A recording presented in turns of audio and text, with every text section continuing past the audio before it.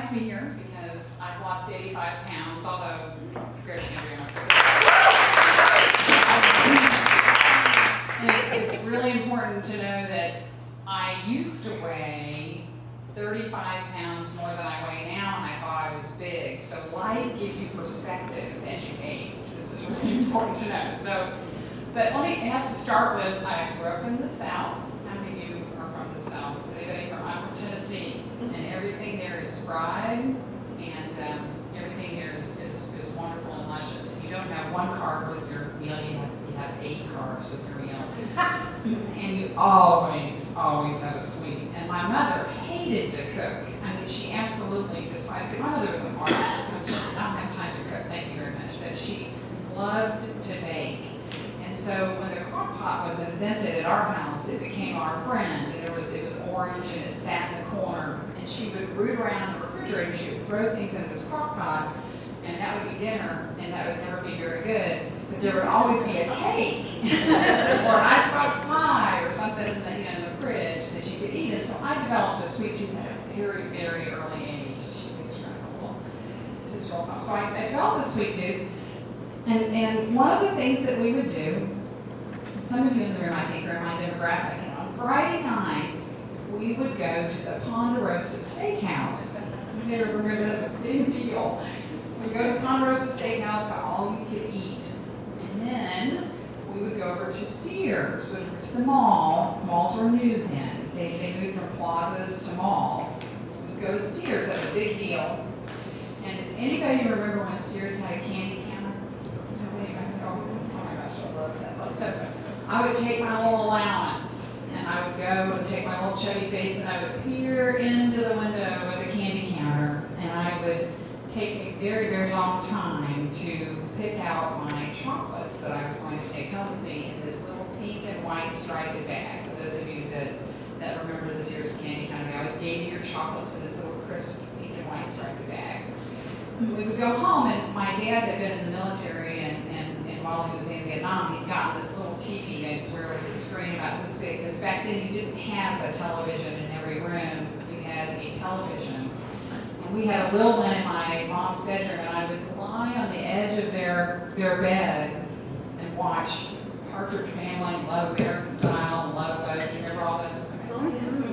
Friday nights were great. And there was still waves of nostalgia every once in a while when I got a heartbeat where I think I could just totally use a bag of chocolates and lying on the edge of the bed and watching Love American Style and Love Boat and Partridge Family. So, anyhow, so this is the environment that I grew up in. My mother, but I remember when I went to pick my Easter dress out, and I had to go to the plus size rack, and I said, "Mom, what's this plus thing?" And she goes, "That just means you're extra special."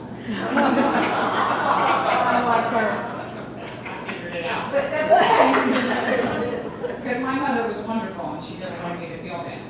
And so I was before childhood obesity became an epidemic. But so what happened was she put me in Rosemary Norris's School of Dance, and Mrs. Wall's tap school, and baton lessons, and I got on the swim team. So she made me a very active person, and gradually I could get the weight off, and without even kind of consciously knowing it, which is wonderful. If you can picture this terrific picture of me in a gold, like shiny outfit with glitter and this big plume, and I'm like this. Everybody is like up to here on me because I was always a big girl, and it's just awful. But anyhow, it reminds me of a very great time in my life. Actually, I thought it was beautiful. And so then I went to college, and I gained the college weight. And then I went on to all sorts of rapid, weird diets, like the Sacred Cow diet and many of these others. Sacred Cow diet, I was in later, the Atkins and stuff. I got married, and like I said, even then I weighed 40 pounds less than I do now, and I thought it was huge. I got married, and we laugh. On Sunday nights, we would make this big thing of fried rice and watch This Old House together. We were always an exciting couple. We were still married. And we're still very exciting couple. Last night we watched Biggest Loser. So anyhow, I gained the weight, I lost it. I gained the weight, I lost a couple of kids, and my metabolism went, just stopped. I mean, I've always been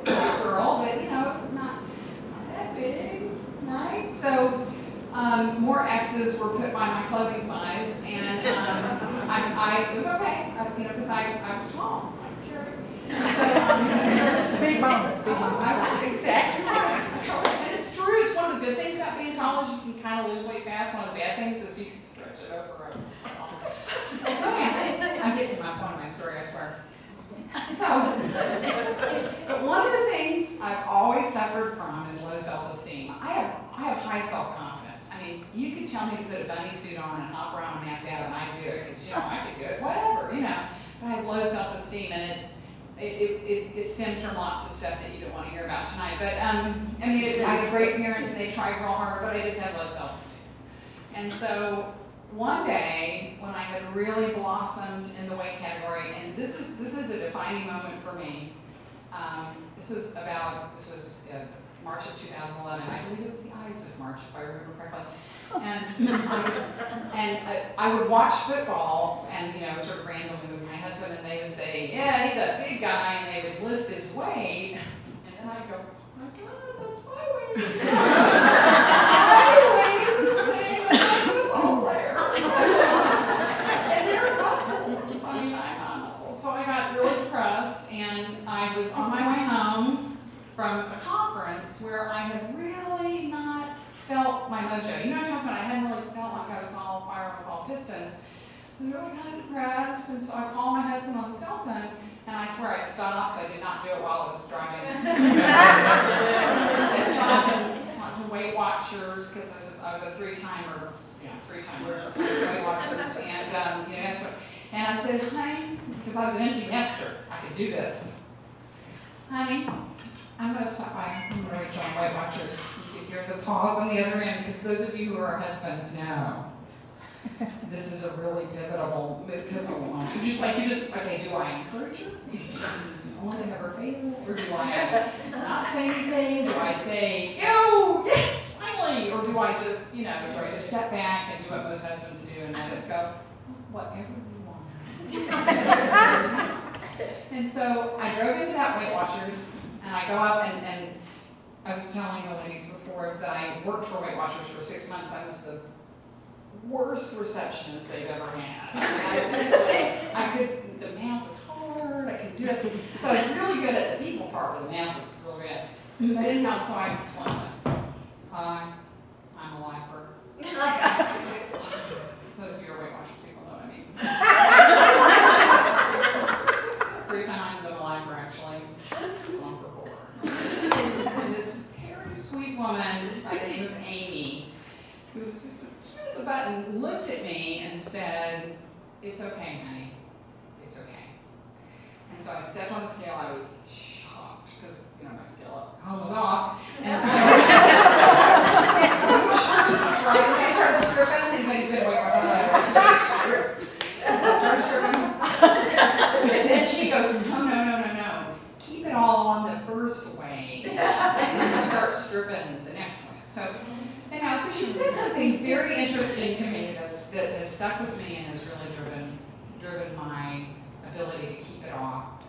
For the most part, I have 5 pounds I keep on. But anyway, and that is, she said, after they did a little orientation afterwards, she said, "Brenda, do you go to church?" She goes, I'm not trying to be, nosy or anything, and I don't care if you don't go to church, but do you go to church? And I said, "Well, actually, I do go to church." And she said, "Well, why do you go to church?" I go, "Well, I have a crazy brain.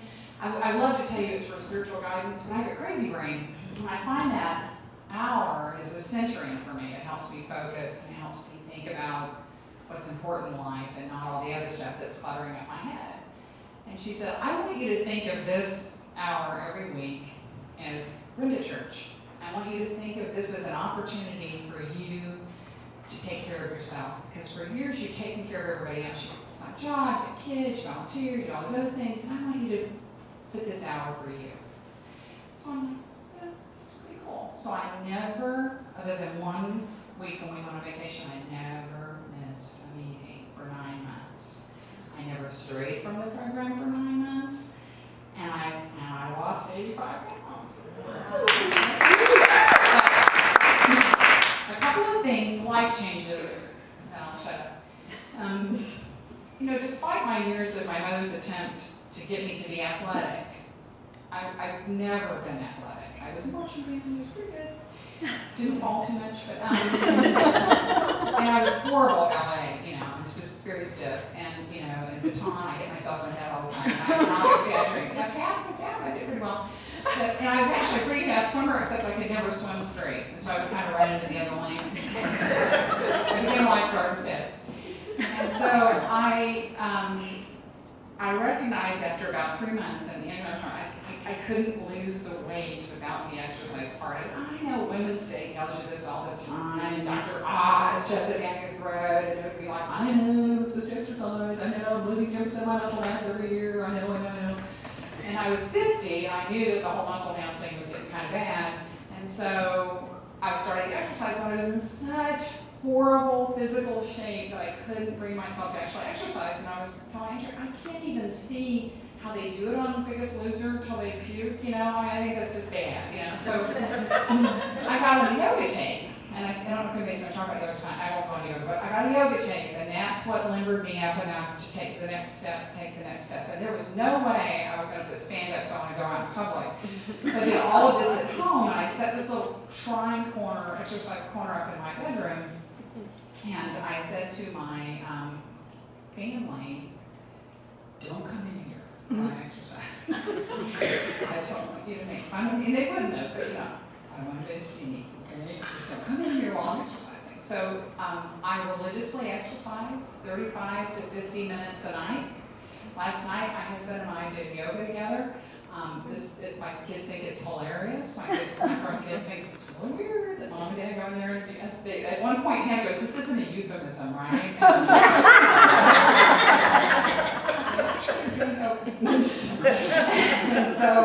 And I have to say that of all, I don't know why I stuck with it. I'd love to be able to give you wise and sage advice, but I needed the self-confidence, and the only way for me to get the self-confidence was to lose the weight, and the only way for me to lose the weight was to start exercising. And ironically, the exercising has brought me the self-confidence. Does that make sense? Mm-hmm. And I love, especially like whine about it, I love my exercising because I don't have to go anywhere and I don't have to pay anybody. I have a nice little stack of tapes I bought at half-price books, and I do a variety of exercises and they keep me going.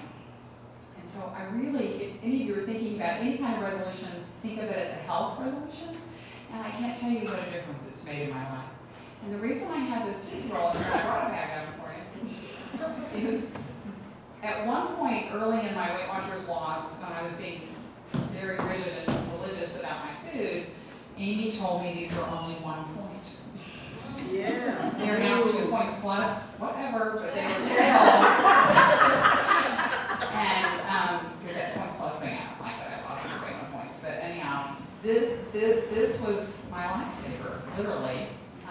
It was my little pacifier. It was my opportunity to savor a sweet, you know, and it just became my goal was to save enough points to have a couple of Tootsie Rolls, Tootsie Pops. And so it's sort of a symbol for me to this day that this means I can do it. This means I can eat anything I want to. I just have to make wise choices. And I can eat anything I want to as long as I exercise. And so I kept, January 25th, I will kept 81 and a half, my 85 pounds off, and I'll get those off for 2 years.